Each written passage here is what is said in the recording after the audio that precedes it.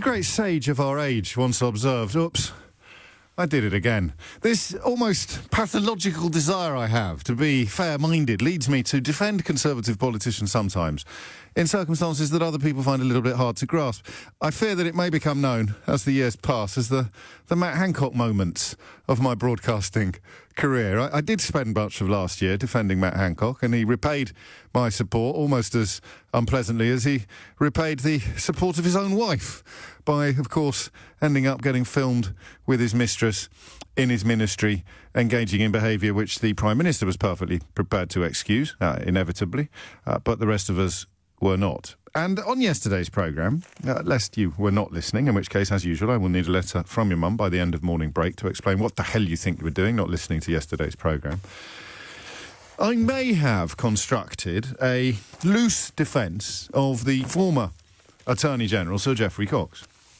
I may even have pointed out to Theo Usherwood, LBC's esteemed political editor, or Scoop Usherwood, as he is known for at least another 2 days, that Sir Geoffrey Cox was in fact a lawyer, and lawyers doing law was not the same as politicians doing lobbying. In fact, you know, not for the first time, once I get those words out of my mouth, I will stick to those. A lawyer doing law is not the same as a politician doing lobbying, or, consultancy work. We may, later in the programme, having spent 3 hours yesterday knocking at the door of this question without quite managing to articulate it, we may try to work out what the difference is between consulting and lobbying.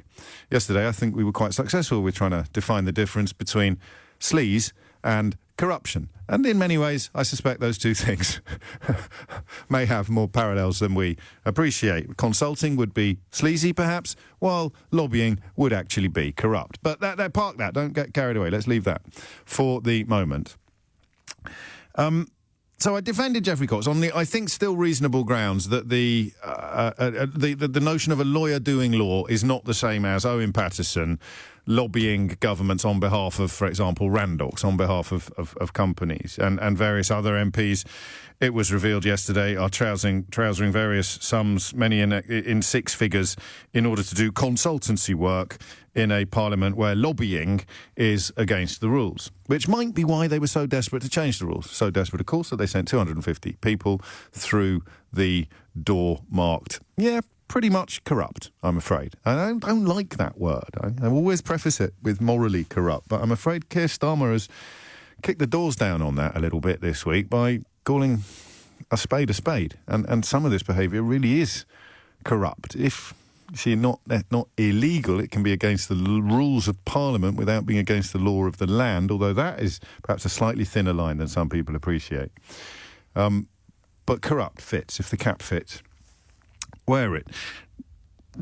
Then you come to the numbers involved in this story, and I mentioned to you on Friday that the movements of the Daily Mail were very interesting. The influence of newspapers may be diminishing, but the sway that they hold among the demographics in this country most likely to vote remains pretty high. And of course everybody in Westminster follows or dances to the tune set by the newspapers, and the rest of us sometimes can't help it either. I mean, there are some days when I wish we didn't. There are some days when I'm very glad we did, because they sort of light the blue touch paper at dawn every day, and I come on air at 10 o'clock and try to blow it out in my clumsy, spluttering fashion. So the Mail is moving now as Boris bottles out of sleaze showdown.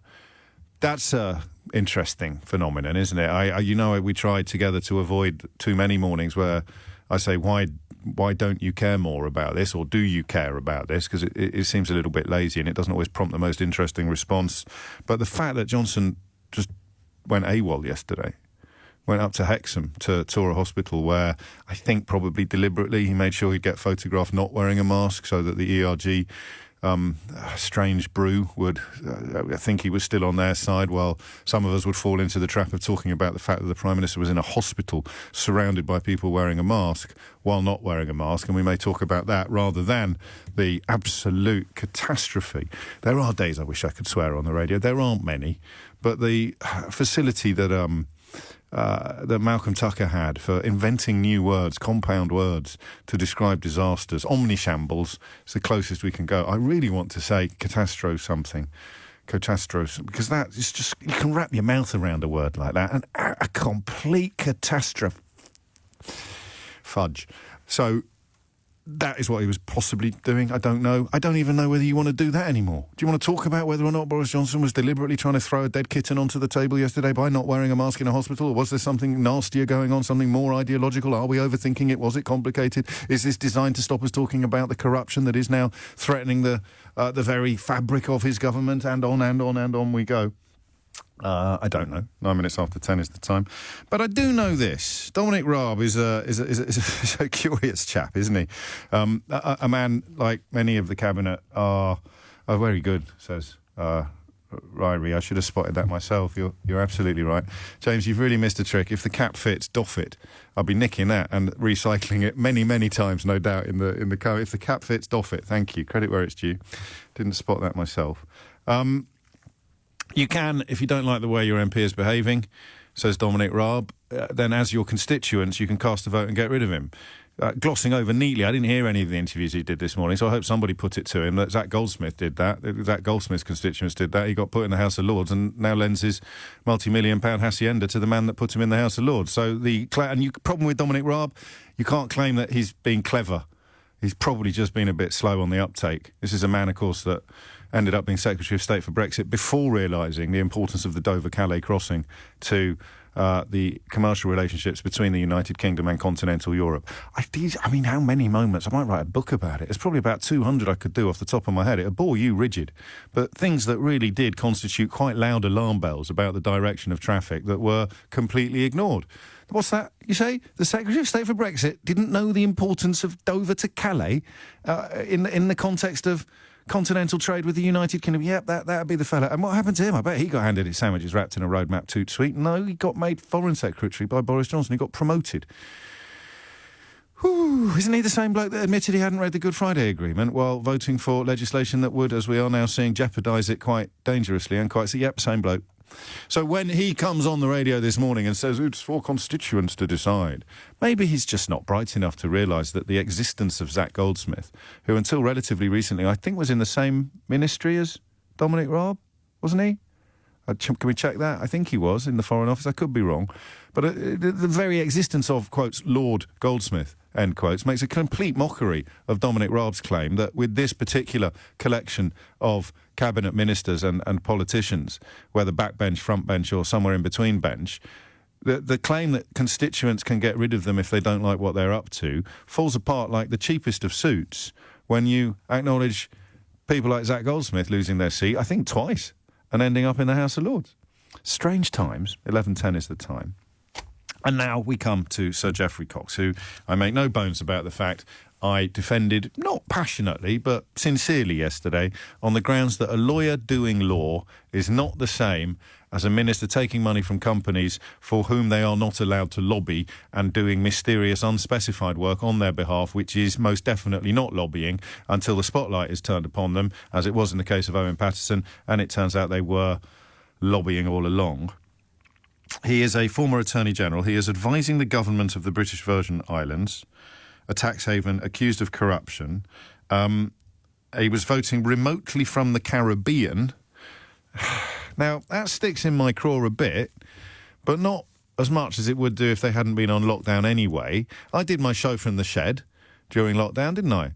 Would it have been any different if I'd done it? I mean, if anyone had offered me the chance to do it from the Caribbean, I would have bitten their proverbial hand off. I mean, not literally, obviously, but I mean, the idea of that, could you imagine how different lockdown would have been if instead of having to walk up the same stretch of the River Thames twice a day, I was just like on a beach like something out of a Bounty advert, phoning in my 3-hour show? I don't mean that in a pejorative sense, as in phoning it in means you're not taking it very seriously. I would literally have been phoning it in. It's a technological term. Phoning in the show for 3 hours every morning and then going down the beach to eat, I don't know, lobsters and blow conch shells till dusk. Could have been glorious.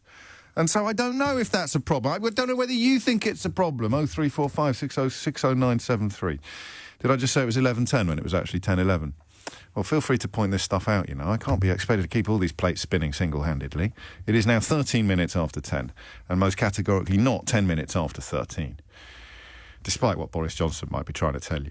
The point, I think, is this. The second job story is gathering pace. It always depresses me slightly when these things happen because there's no earthly way that these newspapers, currently having a fit of the vapours and clutching their pearls on an industrial scale, have been taken by surprise by the scale of consultancy work being undertaken by members of Parliament, almost entirely Conservative, as we discussed yesterday. There's no way they've suddenly woken up and gone, oh, my goodness me, can you believe it?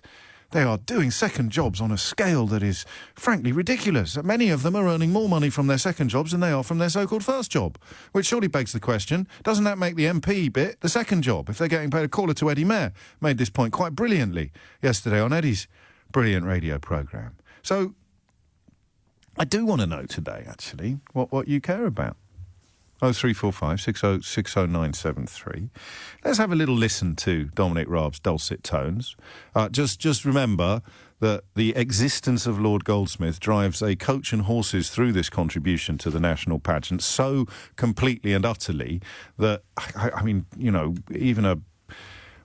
I think you could spot it from space. The gap is so big.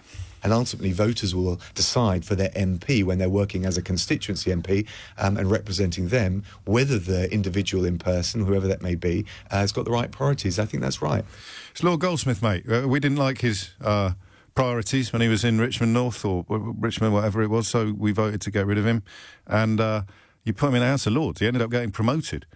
So how does that quite work? And it was indeed in the same department. So Dominic Raab every day walked into the office, saw a bloke whose constituents had voted to get rid of him, saw him get put in the House of Lords by Boris Johnson and came on the radio this morning to claim that if your constituents get rid of you, then that is a very solid judgment. And that is what should actually happen to these people. So a bit of a wobbly intro this morning, I think we can all agree. Been around the houses a bit. Not unentertainingly, I hope, but a little bit of clarity and leadership required.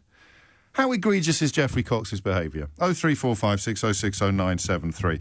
I haven't even told you what I think about this yet, partly because I spent yesterday trying to defend him. Obviously, I was unaware that he'd spent months in the British Virgin Islands and had actually trousered £1 million in a single year, weeks in the Caribbean while the Commons was sitting. But if I was his constituent, and hopefully some of the early calls we'll take today will be from his constituents, he's got a constituency down in Devon. I mean, they've got a majority of 25,000.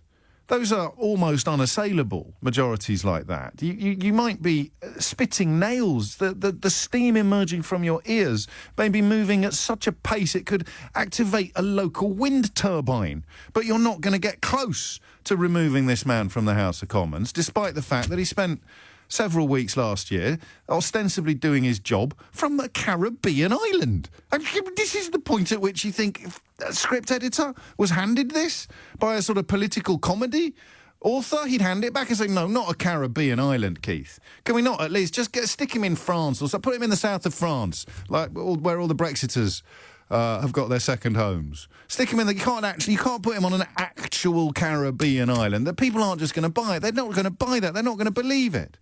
But there he was, earning £1 million, about half of which came from work for a government accused of corruption on a Caribbean island. Well, what do you think? Just give me what you think, and I'll give you a slightly more substantive question a little later in the hour. 0345 6060 973. Is this £900,000 from one law firm, another 130 grand for other legal work, and it was that international law firm that saw him set up camp about a month, they reckon, in the British... I don't know. Defend it to me or tell me that it's outrageous, and then I'll give you the substantive question.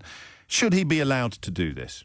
Regardless of whether you think it should be a career-ending escapade, he hasn't broken any rules. I stress that completely. Should MPs be? Should they change the rules to stop this from happening, or should they be free to do whatever they want? And then, as Dominic Raab has suggested, if you find out about it and decide that you don't like it, and you can find 24,999 other constituents who share your views, you might be able to vote them out and cross your fingers that they don't get then handed a seat in the House of Lords by Boris Johnson. It's 10:18. 12 minutes after 10. So it's a variation on themes that we've already discussed of what should you and what shouldn't you be allowed to do. But we're going to allow ourselves to be a little more simplistic this morning. And should Geoffrey Cox, should he be permitted to have earned £1 million from his legal work while ostensibly being the MP, while actually being the MP for a Devon constituency, where his majority is about 25,000. So even if Dominic Raab's suggestion that these are matters for constituents to decide wasn't blown to pieces by Zach Goldsmith's seat in the House of Lords and others, it's not fair just to pick on him, but even if it wasn't blown to pieces by that, would it hold water, given that it's a 25,000 majority in a constituency where you could stick a blue rosette on a sofa and watch it waltz into Parliament? 10:22 is the time. Sarah Jane is in Holsworthy. Sarah Jane, what would you like to say? Morning, James. Hello. I'm a constituent.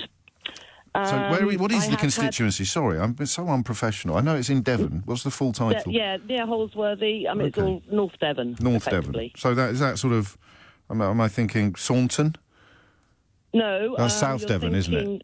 Yeah, you're thinking Holsworthy up towards Bideford. Bideford is the one I was looking for. OK, yeah. I've got a picture now. I'm not very good at geography, but I have an image in my mind. Well, nor am I. Go on.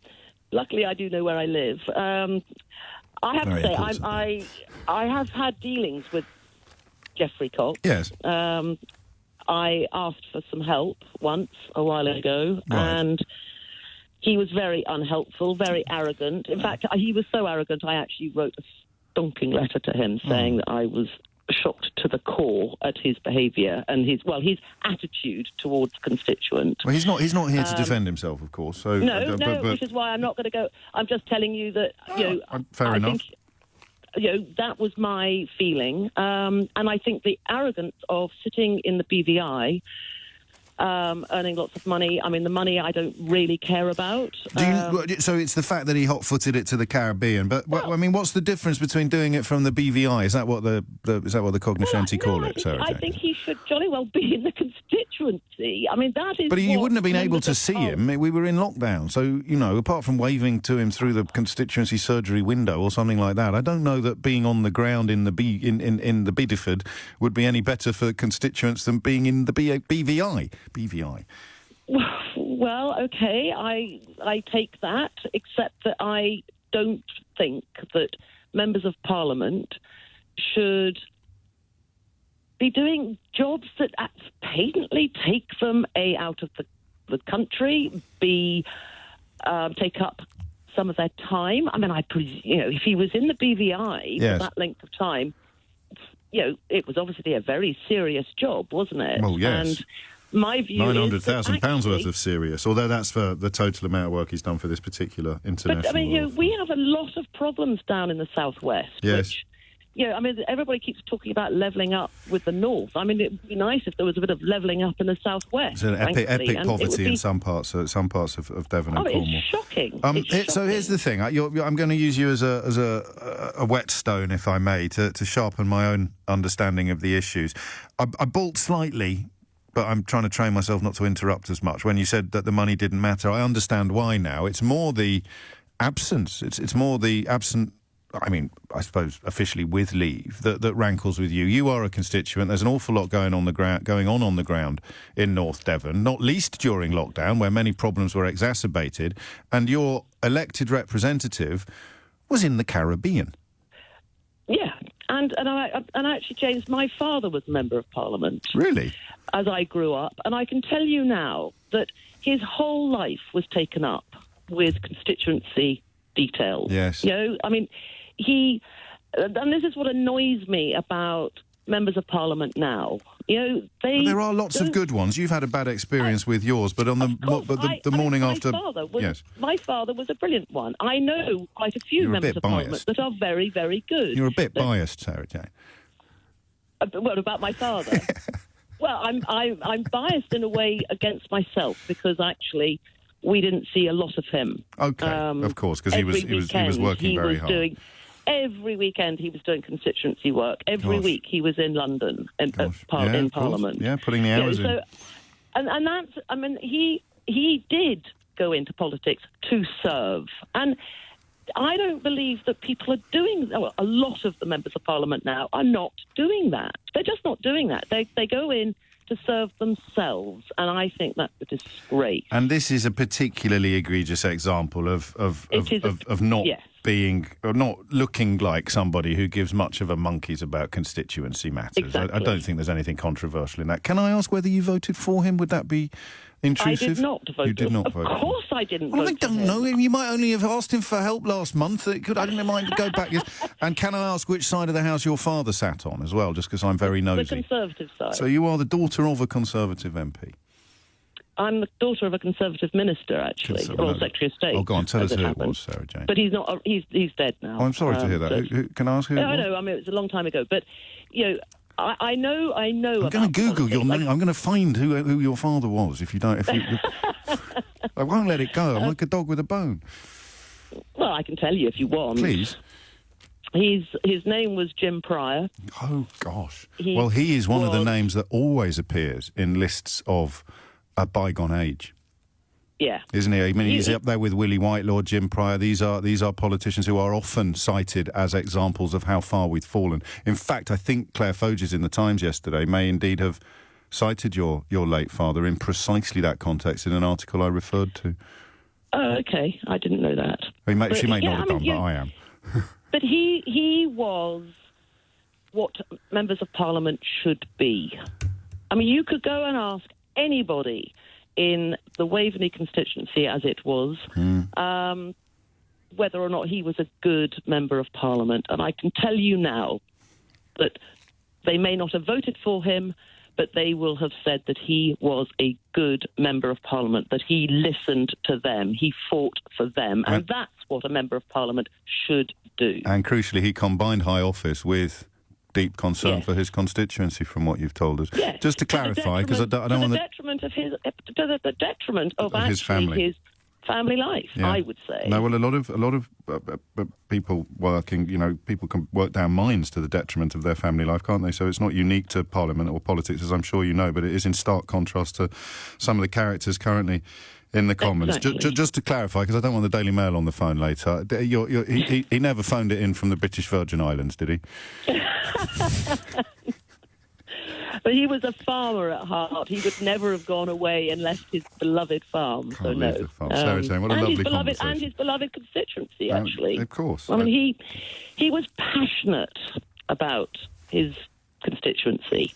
And that is why everything. No, and that is why it's hit you both in a personal and a political way, this particular example. And I sense this particular era of politics. Thank you, Sarah Jane. A lot of love for your dad coming in, actually, from people. I dare I say old enough to remember, but I've said it now. We'll talk again, I hope. Thank you so much for that.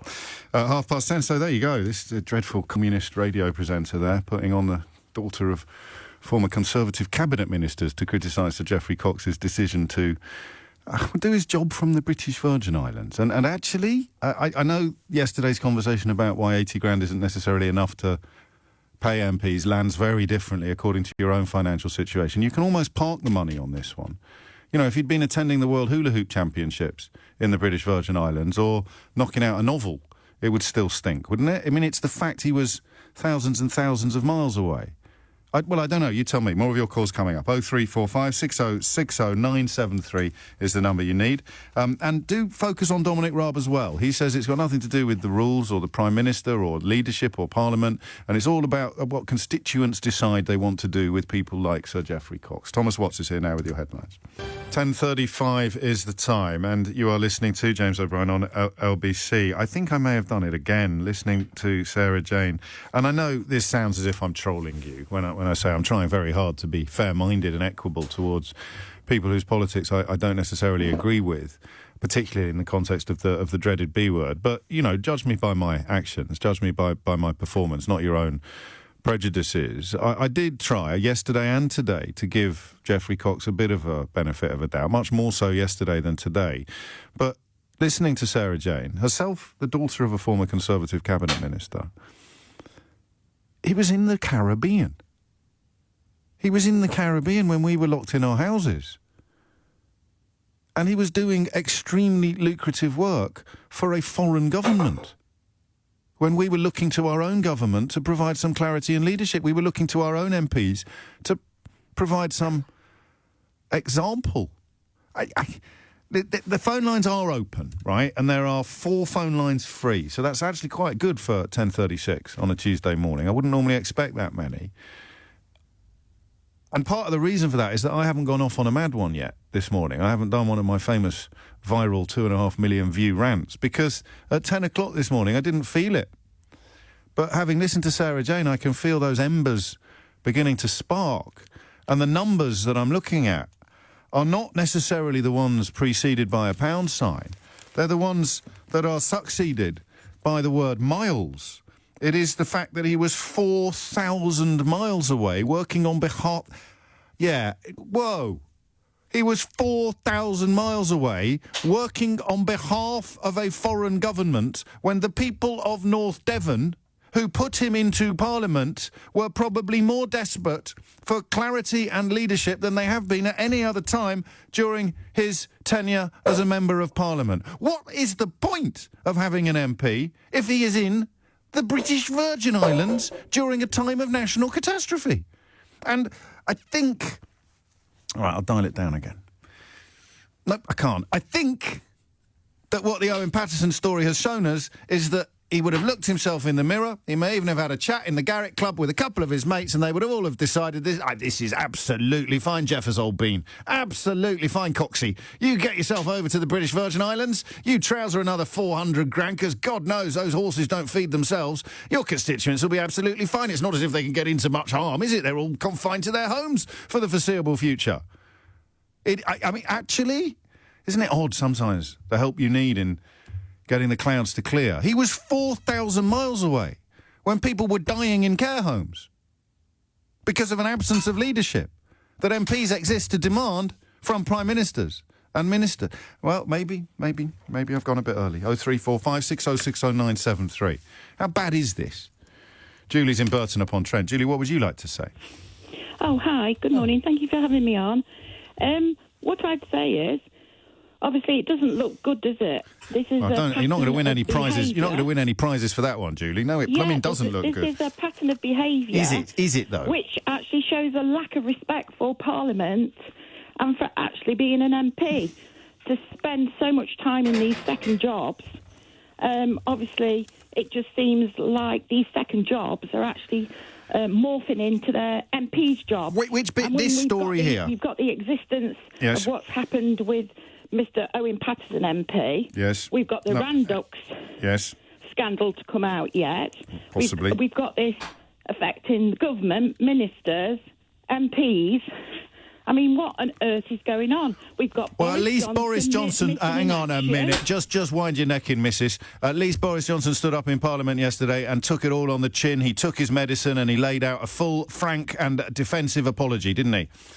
But he didn't. Oh, no, my He mistake. was missing in action. Yeah, sorry, Julie. He got Julie. himself as far away from Parliament as he literally could. What was it? Well, hang on a minute. He was only in Northumberland. It's not as if he was in the British Virgin Islands. I know, but he should have been there.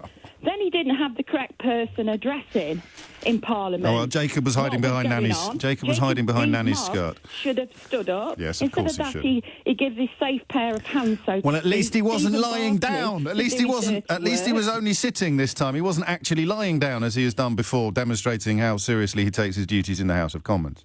Yes, but at the end of the day...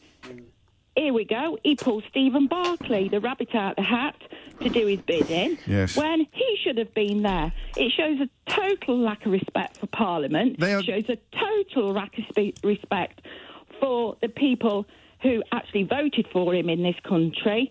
It shows a total lack of respect for the electorate. Can I run something by you?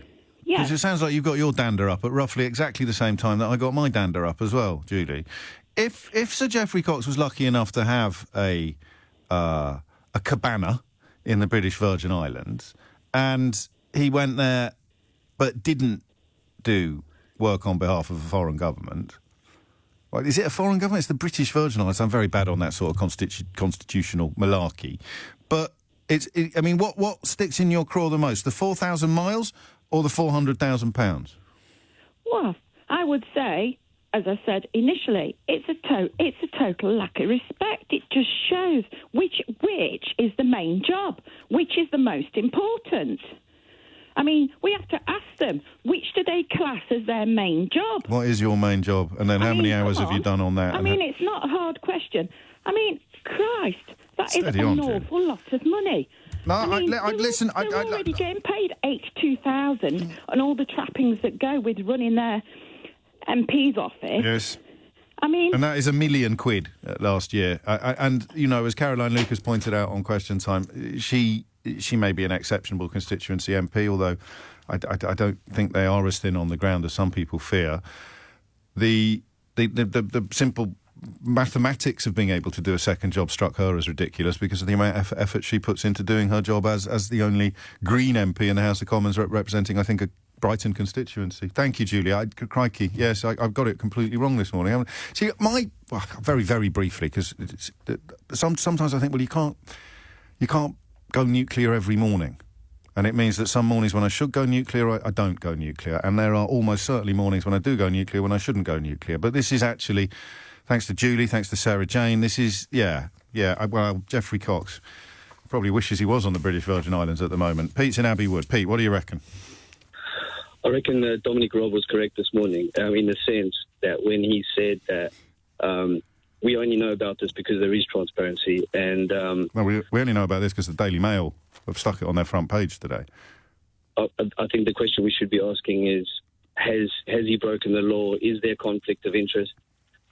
And no, I mean, with respect, I'll ring your radio phone-in show to answer your questions, but you've rung my radio show to answer my questions, and that is, does it seem reasonable to you that a constituency MP can do his job from 4,000 miles away while putting in a shift for a foreign government that is so time-consuming and serious that it's worth £400,000 in pay?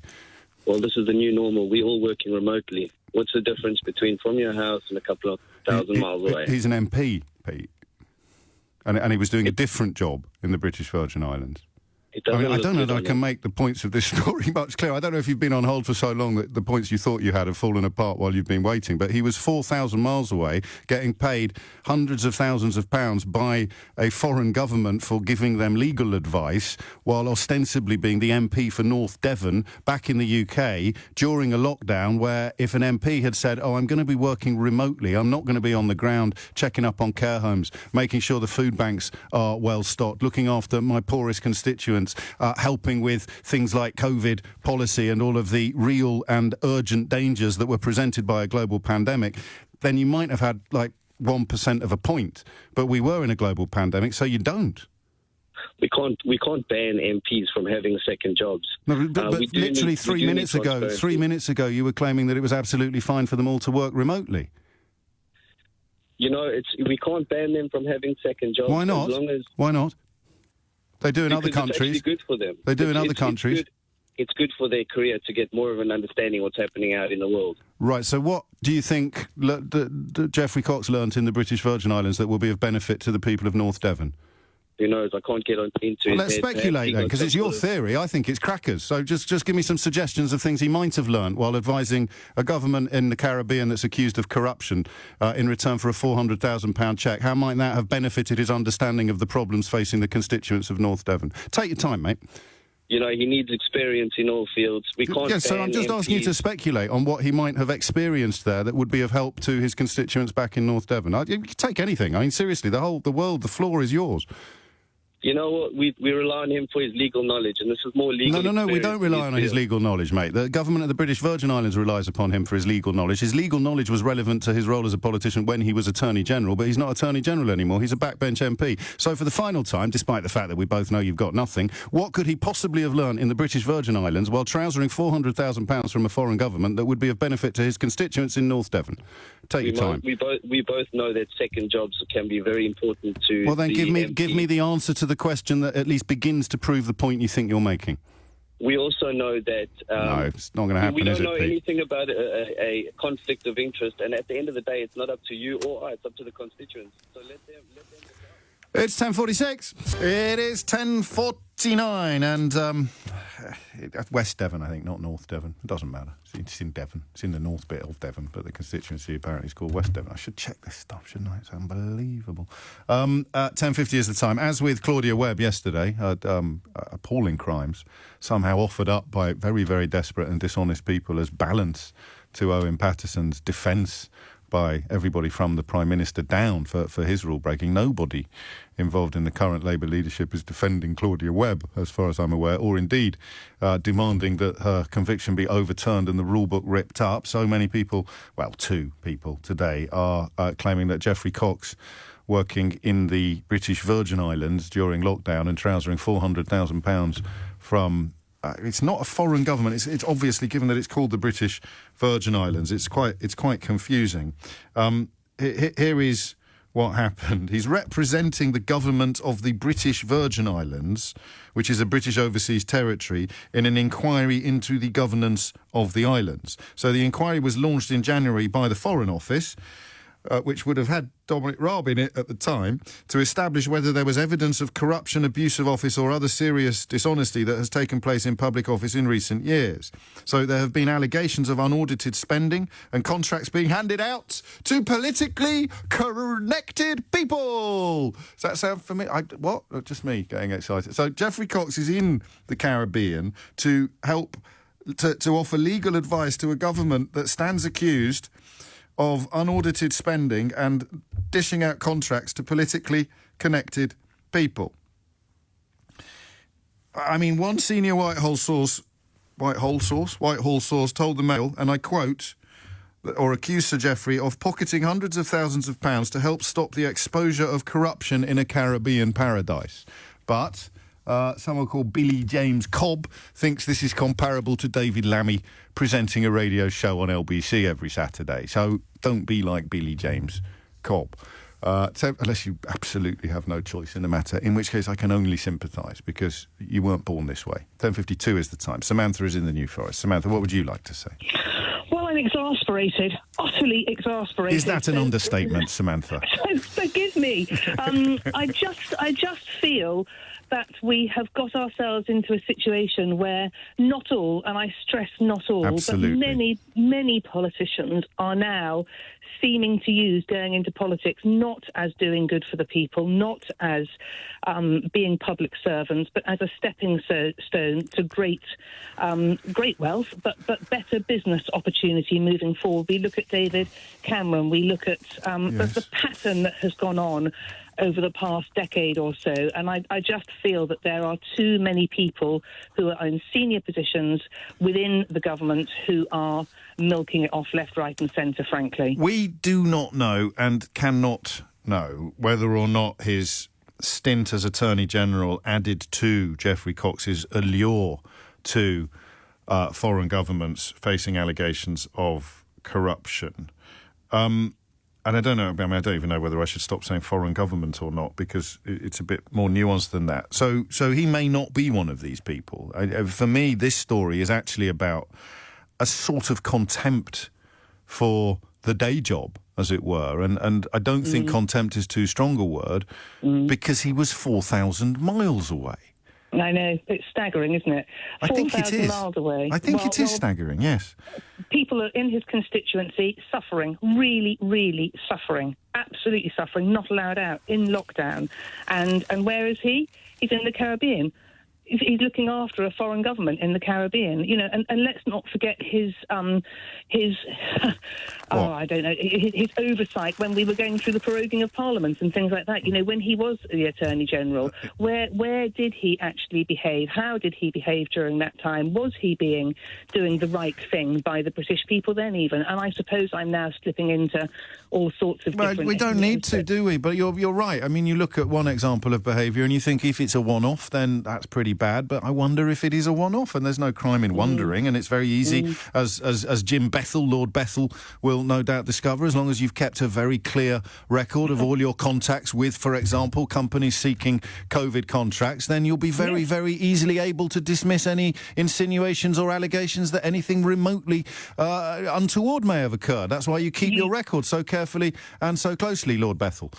absolutely right. And of course, having been a civil service myself in a very, very, very, very distant past, I know how imperative is that you absolutely do keep all your records. So there we are, as a public servant. What on earth is going on? Oh, gosh, guess what? He did find his phone, but he deleted his records because he didn't have enough space on his phone. Well, you are as across this story as I am. I was planning on moving on to it a little later, but that is the current claim, is that he deleted all his WhatsApp messages in order to free up memory on his phone, which suggests he's probably using one of those old Nokias that you could still play Snake on. Well, it might be, because it was found in a box, wasn't it, somewhere? He'd misplaced it. So, yes, perhaps it is an old Nokia he'd forgotten about. It's unbelievable. You start talking about one of them and another one pops up like whack-a-mole, isn't it?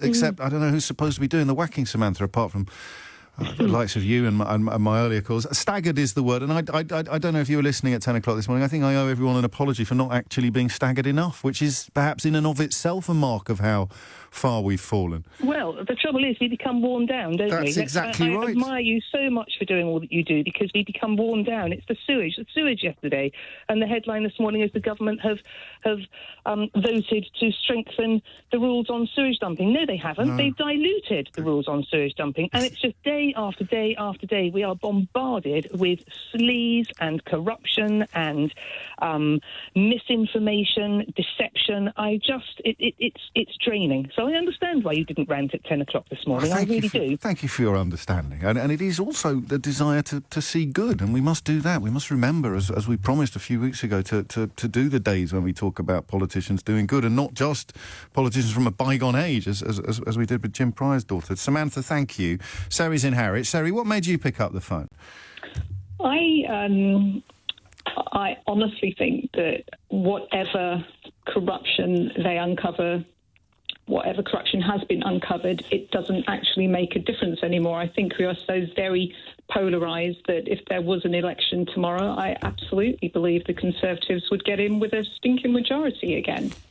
They may, but you can't stop pointing it out. As long as you hang on to the truth, even if you are the only one, you will not go mad. And our friend Billy, who thinks that Sir Geoffrey Cox trousering £1 million, including his work for a foreign government accused of corruption while spending weeks on a Caribbean island during the heights of lockdown, is somehow similar to David Lammy working on LBC for 2 hours every Saturday. While people like that clearly exist, because they text me, do you not think that the fact that the government ran away from that appalling piece of business last Wednesday suggests that they feel perhaps the ground is moving beneath their feet? No, I think there'll be the odd resignation.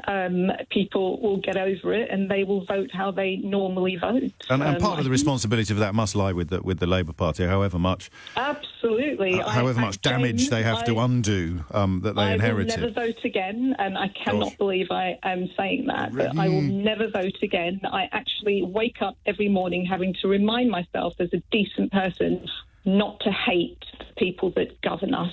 Well, never say never again, because you never know who might pop up asking for your vote at some point in the future. You never know. Honestly, you never know. I just wonder for a moment, because we've only got a minute before the news, this particular story, what intrigues me about it is the internal dialogue that Sir Geoffrey Cox would have engaged in. The front page of the Mail tells us that this has only emerged, the bit about him actually being there, has only emerged because, and I quote, a source disclosed. So the lad a few moments ago that we had to fade out to great comic effect, claiming that this was somehow a result of transparency. Not fair or accurate. I just think all these newspapers holding their feet to the fire at the moment. If an election was called tomorrow, they'd all be calling for a Conservative government. So I don't even have They may not be calling for a Boris Johnson government. Would that?